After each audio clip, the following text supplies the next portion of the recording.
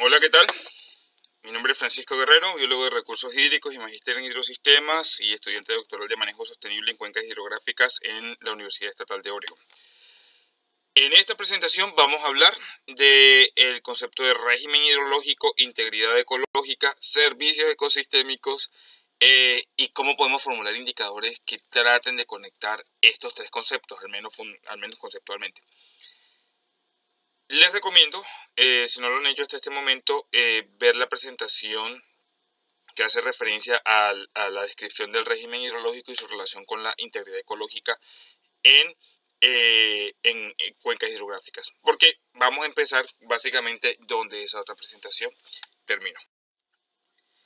Entonces, precisamente y a manera de resumen, lo que habíamos dicho es que el régimen hidrológico y la integridad ecológica de las cuencas hidrográficas están vinculados porque el régimen hidrológico, a través de sus diferentes componentes, que son magnitud, frecuencia, duración, temporalidad y tasa de cambio, definen cómo la cuenca opera o cumple sus funciones en términos de recolección, almacenamiento, transporte, transformación y hábitat. A manera de recorderis, traten de pensar en algunos ejemplos de este tipo de funciones. Por ejemplo, el caso de la recolección, de cómo se infiltra el agua subterránea y es almacenada, el caso de almacenamiento de los sedimentos en las planicies inundables, el transporte de nutrientes y tóxicos, la transformación de la materia orgánica a medida que viaja por el río y el suministro de hábitat para diferentes tipos de especies gracias a la conectividad hidráulica. También habíamos dicho que si nosotros podemos garantizar un régimen hidrológico que mantenga las funciones de la cuenca hidrográfica, entonces vamos a ser capaces de argumentar que ese régimen hidrológico y esa cuenca hidrográfica mantiene la integridad ecológica y estaría en la posibilidad de prestar servicios ecosistémicos y ofrecer el bienestar humano. Estos conceptos de régimen hidrológico, funcionamiento de la cuenca e integridad ecológica ya habían sido vinculados o asociados por Poff en 1997 en un artículo que les recomiendo, que es el del régimen natural de flujo, un paradigma para la conservación de ríos y restauraciones. Ese es un clásico del tema de caudales ecológicos o ambientales que básicamente ha sido liderado por el profesor Poff, si no estoy mal, desde la Universidad de Colorado. Entonces, listo. Ya tengo entendido que el régimen hidrológico y la integridad ecológica pueden estar conectados. Ahora la pregunta que uno se hace es, bueno, entonces, ¿cómo lo mido?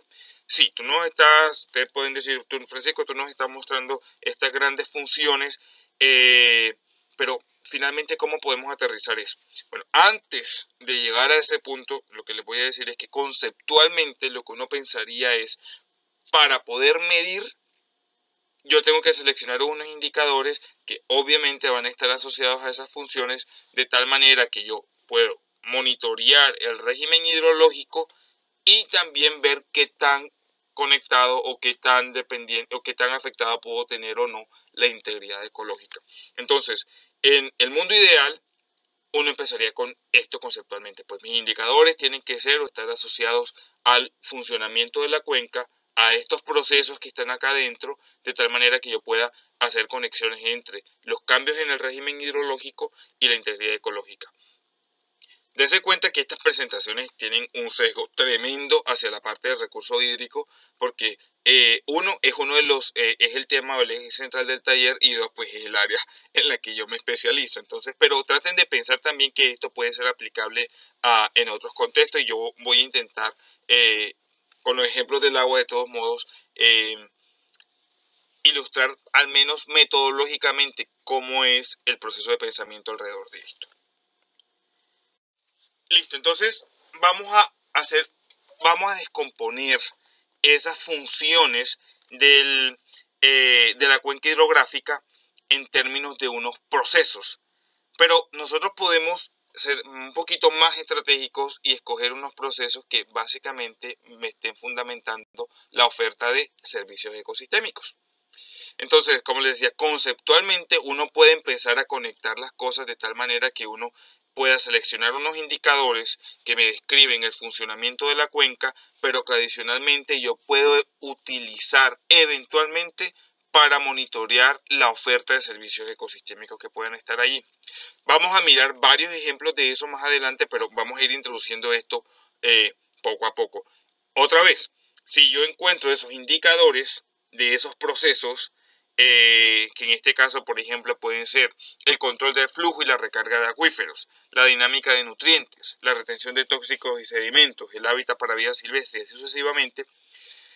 Otra vez, si yo garantizo un régimen hidrológico que mantiene esas funciones, que yo las puedo evaluar con indicadores de procesos que adicionalmente me reflejan servicios ecosistémicos, sigo pensando en que a través de esta medición yo puedo hablar o puedo intentar garantizar o medir, así sea indirectamente, la integridad ecológica de la cuenca, pues, a la cual yo le estoy haciendo manejo. Entonces, básicamente lo que les estoy diciendo es que la idea acá es de esa caja grande que nosotros en general, que estamos diciendo de funciones de recolección, etcétera. Hombre, yo comienzo a pensar en indicadores que estén asociados a procesos y ojalá esos procesos estén conectados a servicios ecosistémicos. O sea, creo que ahí hay una oportunidad que uno puede tratar de pensar. Como les digo, no les voy a dejar esto suelto, les voy a dar algunos ejemplos muy concretos de cómo uno puede hacer esto. Para ello, voy a echar mano en la presentación anterior, les había mencionado esta metodología, que es la de límites ecológicos de alteración hidrológica, que en sus siglas en inglés se diría como ELOHA. Y fue un proyecto en el que trabajamos, yo trabajé como consultor asociado a esta firma Infocol para para The Nature Conservancy, que en ese momento estaba prestando asesoría al Ministerio de Ambiente y Vivienda y Desarrollo Sostenible en cómo formular caudales ecológicos a nivel regional. Un poquito de historia, así como para ubicarlos en el contexto, ya que yo pienso que este tema de los caudales ambientales todavía no está cerrado y es importante en el país. El Ministerio había contratado a la Universidad Nacional para formular una metodología de caudales ambientales para proyectos licenciados. Esa metodología ya no la encuentra en internet y va a estar colgada en los documentos disponibles o como lectura recomendada para esta presentación.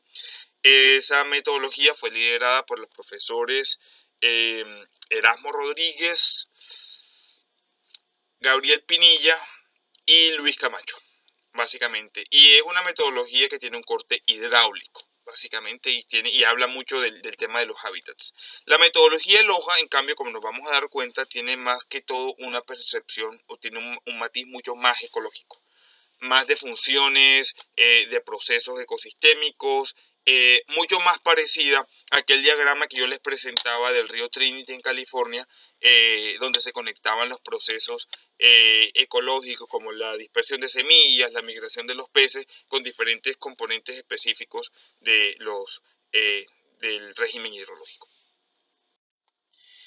Entonces, pensando en términos de los indicadores, espero que hayan tenido la oportunidad de darle un vistazo a las presentaciones donde se describe estas ideas de los indicadores de presión y de estado, uno puede empezar otra vez a tratar de conectar las cosas acá.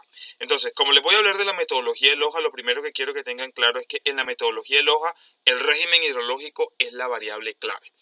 Y todas las presiones que se van a hacer dentro o que se van a estudiar dentro de la cuenca hidrográfica se van a describir y se van a definir en términos de alteraciones de los componentes del régimen hidrológico. A ese nivel de detalle llega el asunto. Entonces, cuando nosotros pensemos o cuando vamos a mirar ahorita en esta metodología, todos los que son indicadores de presión van a estar asociados al régimen hidrológico. Ahora, vienen los indicadores de estado. Entonces, esos indicadores de estado nosotros dijimos, mira, el régimen hidrológico yo lo conecto con el funcionamiento ecológico de las cuencas hidrográficas, que yo la recolección, almacenamiento, etcétera, etcétera. Y yo puedo describir esas funciones en términos de procesos más específicos, que si estoy interesado en que esos procesos estén conectados con los servicios ecosistémicos, entonces pues yo utilizo procesos asociados a servicios ecosistémicos. Cuando nosotros estábamos trabajando con TNC para el desarrollo y la implementación de esta metodología en la cuenca del Magdalena-Cauca, ellos estaban un poco cerrados al concepto de los servicios ecosistémicos. Entonces a ellos la idea de servicios ecosistémicos no les parecía que debía ser o debía plantearse de manera explícita en la consideración de indicadores de estado. Y por eso, como vamos a darnos cuenta, los indicadores de estado que se formulaban en el contexto de la metodología tenían que ver mucho más con el funcionamiento ecológico. Pero como les digo, aquí la idea es mantener como el proceso de pensamiento. Entonces, lo que quiero mostrarles aquí es el nivel de detalle al que se puede describir las presiones, el nivel de detalle al que uno puede llegar con los indicadores ecológicos y eventualmente cómo uno podría terminar conectándolos con servicios ecosistémicos. Y otra vez volvemos y aterrizamos. Sí, yo puedo garantizar un régimen hidrológico que sustenta estas funciones y que monitoreo a través de mis indicadores que ojalá estén conectados a servicios ecosistémicos. Yo puedo empezar a acercarme a hacer inferencias sobre la integridad ecológica del sistema. Tenemos que tener clara una cosa acá antes de proseguir con el tema de estos indicadores de la información y esta conexión con la integridad ecológica. Cuando yo digo inferencia es porque todos lo sabemos, el estado de conocimiento de nuestros procesos ecológicos en el país todavía es bastante incipiente. Entonces, entonces concluir o pensar que nosotros vamos a tener la posibilidad de concluir directamente sobre integridad ecológica es algo que personalmente, y esto es mi criterio, hay que tomarse con calma. Pero conceptualmente nosotros podemos otra vez empezar a delinear esa integración. Muy bien, entonces estábamos diciendo que en el contexto de la metodología de LOHA, que estamos usando como un ejemplo, un estudio de caso, los indicadores de presión están asociados directamente al concepto de alteración hidrológica. El concepto de alteración hidrológica básicamente lo que nos dice es cómo los componentes del régimen de caudales, que incluyen la magnitud, la frecuencia, la duración, la temporalidad y las tasas de cambio, son afectados por diferentes procesos, como por ejemplo la captación de agua para el suministro humano. Aquí en la diapositiva lo que les estoy mostrando bajo el título de régimen natural es los caudales del río Guatiquía. El río Guatiquía se encuentra en el páramo de Chingaza y hace parte del sistema de abastecimiento de agua de la ciudad de Bogotá. Este río drena hacia la zona de los llanos orientales, pero ha sido desviado y gran parte de su caudal se dirige precisamente como suministro de agua, se utiliza como suministro de agua para el embalse del Chuza. Entonces, en la izquierda ustedes están observando el régimen aguas arriba de la zona de captación y en la derecha están observando el régimen aguas abajo de la zona de captación. Aquí hay un par de fotografías que nos muestran el cambio dramático que existe entre estos dos sistemas. Entonces, esto es cuestión de metros, es decir, uno va caminando de un punto al otro. Entonces, básicamente, como se pueden dar cuenta, cada uno de los componentes del régimen de flujo ha sido modificado y eso cambia la disponibilidad de hábitat, cambia la magnitud y la frecuencia de los pulsos de inundación, cambia la frecuencia de los pulsos de caudal bajo, etcétera, etcétera, etcétera. Entonces, básicamente, a cada uno de estos aspectos se les puede asignar una métrica y en el contexto de la metodología TNC se construye lo que se conoce como un índice de alteración hidrológica que considera cada uno de estos componentes del caudal y así entonces establece cuál puede ser el impacto en determinados procesos o funciones ecológicas del sistema. Entonces, el siguiente paso que ellos establecen es tratar de entender en primer lugar cuáles son los procesos ecológicos básicos que sustentan el funcionamiento de estos sistemas. Y yo creo que este es un punto importante que vale la pena resaltar en cualquier tipo de metodología donde uno esté pensando en hacer evaluaciones de integridad ecológica. Se tienen que basar en un entendimiento de los procesos que sustentan el funcionamiento de estos sistemas. En la presentación pasada nosotros estábamos discutiendo cuáles son los procesos de funcionamiento de la cuenca y en esta lo que estamos tratando es de aterrizarlos un poco más en términos de procesos más específicos, convertir esas funciones en procesos más específicos y asociarles indicadores. Lo que vamos a ver a continuación es un ejemplo de cómo a través de la construcción de lo que ellos llaman hipótesis de caudal ecología, uno puede empezar a ganar un entendimiento al menos conceptual y en muchos casos con base en la opinión de expertos sobre cómo están funcionando los sistemas. Y luego, la metodología lo que propone, sobre todo en el contexto de la escala regional, es empezar a identificar en un gradiente de alteración cuáles son los valores para esos indicadores de respuesta. Pero nosotros no vamos a discutir esa parte porque lo que nos interesa ver es cómo nosotros podemos empezar a conectar procesos con indicadores que nos permitan aproximarnos a un diagnóstico, a una evaluación de la integridad ecológica de los sistemas o de las cuencas hidrográficas. Entonces, vamos a utilizar el ejemplo que se plantea en este caso como para formular relaciones caudal-ecología. Lo primero que uno tiene que hacer para la formulación de estas relaciones caudal-ecología debe disponer de la información hidrológica del sistema.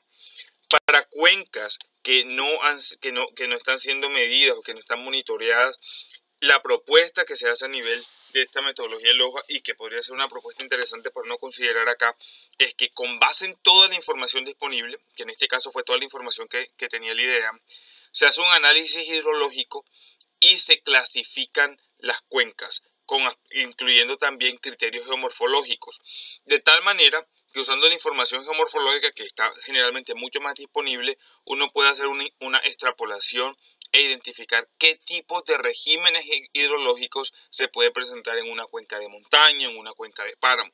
Entonces, por ejemplo, en el caso de estudio que estoy mostrando acá, si seguimos en el río Guatiquía, se asignó a un grupo de clasificación que se describía como ríos de páramo monomodal, porque básicamente lo que nosotros observamos es que hay una etapa de máximos caudales y luego los caudales bajos hacia principios y hacia finales del año.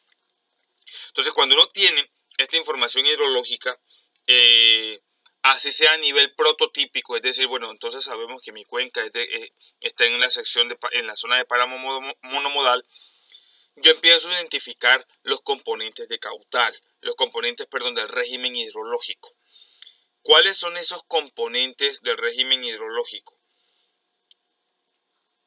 Son flujos bajos extremos, flujos bajos, pulsos de caudal alto, pequeñas inundaciones e inundaciones grandes. Entonces, dense cuenta que estos aspectos del régimen hidrológico de la cuenca son definidos con base en unos umbrales que generalmente se estiman con base en la información hidrológica disponible. Yo lo que voy a hacer con estos componentes del régimen de caudal es que voy a combinarlos con los aspectos de magnitud, frecuencia, duración, etcétera, etcétera, para empezar a describir la presión que se puede presentar como resultado de la alteración hidrológica. Entonces, ¿qué es lo que les acabo de decir? Voy a involucrar esos elementos de los descriptores del régimen hidrológico con cada uno de estos componentes del régimen de flujo. De tal manera que yo puedo empezar a pensar en descripciones de presiones bastante específicas. Entonces, aquí este es un modelo o un esquema genérico de qué es lo que pasa. Y para que tengan en cuenta que ya empiezan a surgir los indicadores. Lo que está en la parte del centro, que dice régimen hidrológico y los componentes de flujo, son lo que se utiliza para describir la presión. A mano izquierda obviamente está el indicador y a mano derecha el proceso, la función que está asociada a esta conexión. Entonces, en el contexto de la metodología LOJA, nosotros seguimos diferentes ejemplos para diferentes tipos de ríos. Esa clasificación se desarrolló para toda la cuenca del Magdalena Cauca. Yo les voy a presentar un par de ejemplos de cómo se construyen esas relaciones para que, otra vez, para ilustrar cómo se combinan un indicador de presión y su descripción con el indicador de estado y cómo es importante saber qué proceso es el que precisamente los conecta.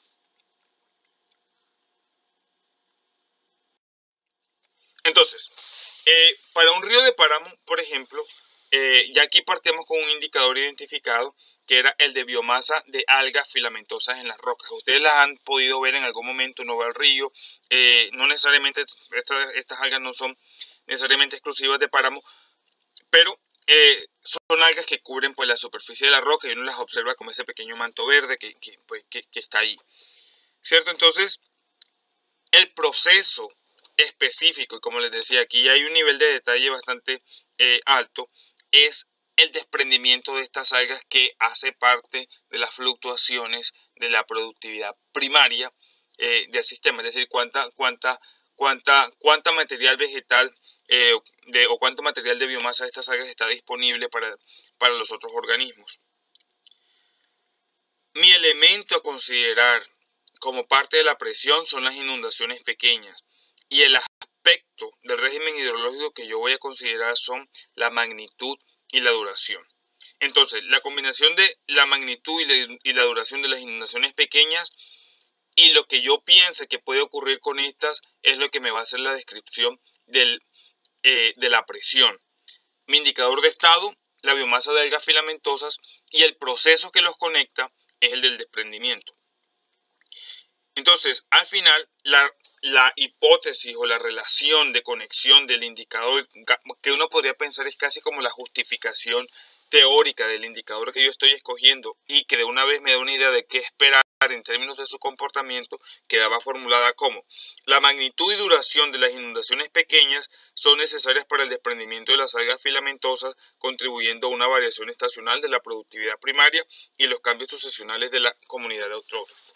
Entonces, como les decía, estos planteamientos lo que estaban reflejando, lo que estaban tratando de reflejar era una relación ecológica que yo puedo empezar ahora a tratar de entender como la relación entre un indicador de presión, y puedo empezar a preguntarme qué pasa si hay un aumento en la magnitud y en la duración de las inundaciones pequeñas, o qué pasa si hay una reducción en la magnitud y en la duración de las inundaciones pequeñas con respecto a las algas filamentosas, que es mi indicador de estado.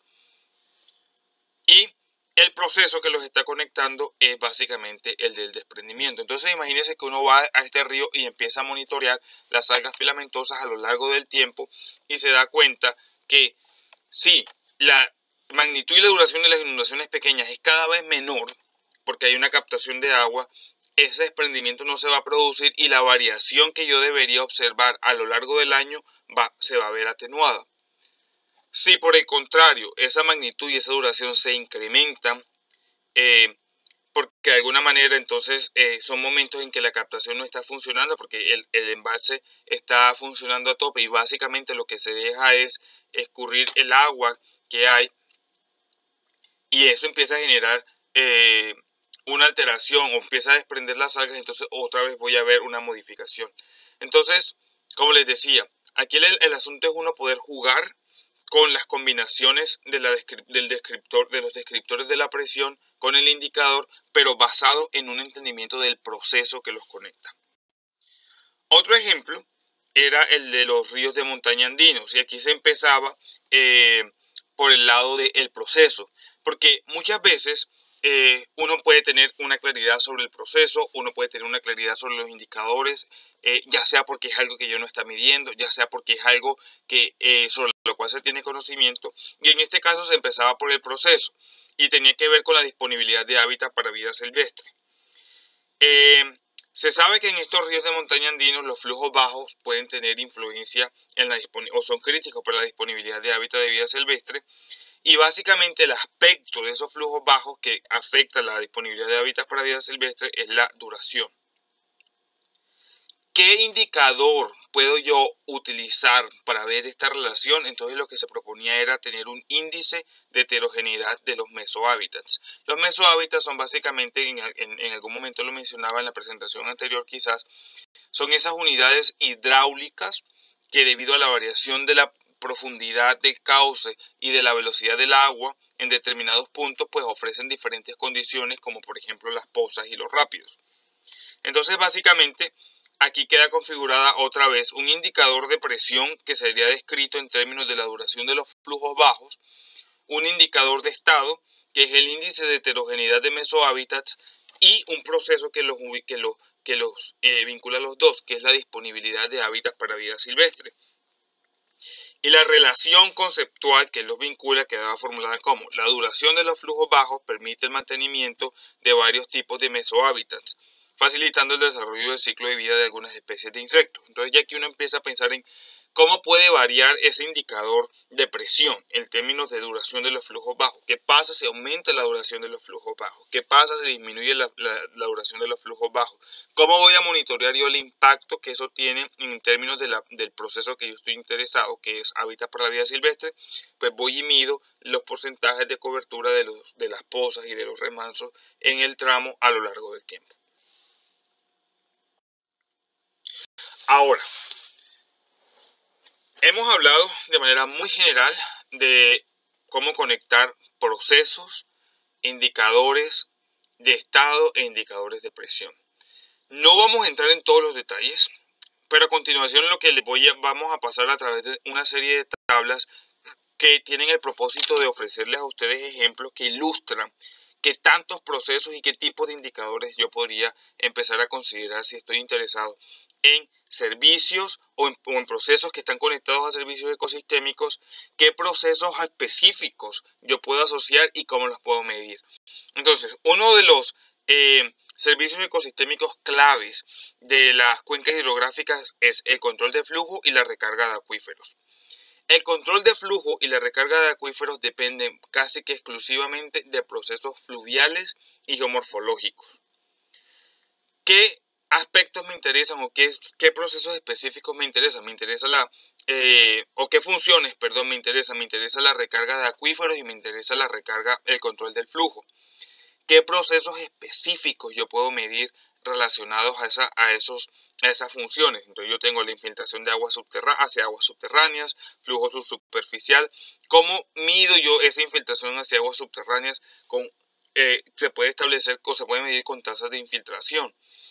Pero por ejemplo, me queda un poquito complicado y yo quiero tener alguna idea de qué pasa en términos de recarga de acuíferos o descarga de acuíferos. Entonces puedo tratar de monitorear el afloramiento de las aguas subterráneas, que opción 1 la puedo medir con un indicador de cambio en el nivel freático, un poquito más complicada. Opción 2, más simple, la puedo medir a través de los caudales en los manantiales que yo tenga dentro de mi cuenca. Y así sucesivamente, ¿sí? En algunos casos, como por ejemplo en la retención de tóxicos y sedimentos, hay indicadores que pueden corresponder a procesos fluviales y geomorfológicos, a la calidad físico-química del agua, y hay indicadores incluso ecológicos. Entonces, en el contexto de los indicadores geomorfológicos tenemos la carga total en suspensión para el proceso de transporte de sedimentos, la carga de fondo, la tasa de resuspensión de sedimentos, tasa de sedimentación de material particulado, indicadores de calidad físico-química del agua que estén asociados a retención de tóxicos y sedimentos. Están la concentración de los metales pesados, concentraciones de herbicidas, pesticidas y perturbadores del sistema endocrino. Como les decía, mucho de esto va a depender de la información que yo tenga disponible y de la viabilidad que yo tenga disponible. Pero lo interesante es que, si se dan cuenta, dependiendo de la información, le puedo hacer seguimiento, lo puedo conectar a un servicio ecosistémico y a un proceso específico dentro de la cuenca, que también entonces me permite hacer un acercamiento al concepto de integridad ecológica. Mismo proceso para dinámica de nutrientes. También tenemos ejemplos para soporte de cadenas tróficas, para hábitats de la vida silvestre, para el soporte de las pesquerías y para biodiversidad. Entonces, la sugerencia en este caso es que ustedes le den un repaso, le den una mirada a cada uno de estos procesos. En el caso de la biodiversidad, ya hay muchos de los indicadores que hemos discutido en las tablas anteriores que están asociados a estos procesos que están acá. Entonces, darle una mirada, tener en cuenta, tenerlos como un banco de datos, que en algún momento, como un catálogo del cual uno puede echar mano. Pero en resumen, lo que les quería mostrar a través de esta presentación es que el régimen hidrológico garantiza la integridad ecológica de una cuenca hidrográfica en la medida en que las alteraciones de ese régimen son mínimas o en que esas alteraciones no afecten significativamente el funcionamiento del desarrollo de las funciones de la cuenca. Esas funciones yo las puedo describir a través de procesos específicos que incluyen el control de flujo, la recarga de acuíferos, soporte de cadenas tróficas, la oferta de hábitat para los organismos, etcétera, etcétera. Esos procesos yo los puedo escoger estratégicamente de tal manera que ellos me reflejen servicios ecosistémicos asociados a la cuenca hidrográfica. Finalmente, una vez estos procesos han sido identificados, distintos indicadores se pueden asociar a esos procesos y, como les decía desde un principio, este proceso es viable al menos conceptualmente y nos permite conectar la integridad ecológica, la oferta de servicios ecosistémicos y la oferta de servicios ecosistémicos en una cuenca hidrográfica. Nuevamente, muchas gracias por su atención y espero que este video o esta presentación haya sido de su entera utilidad.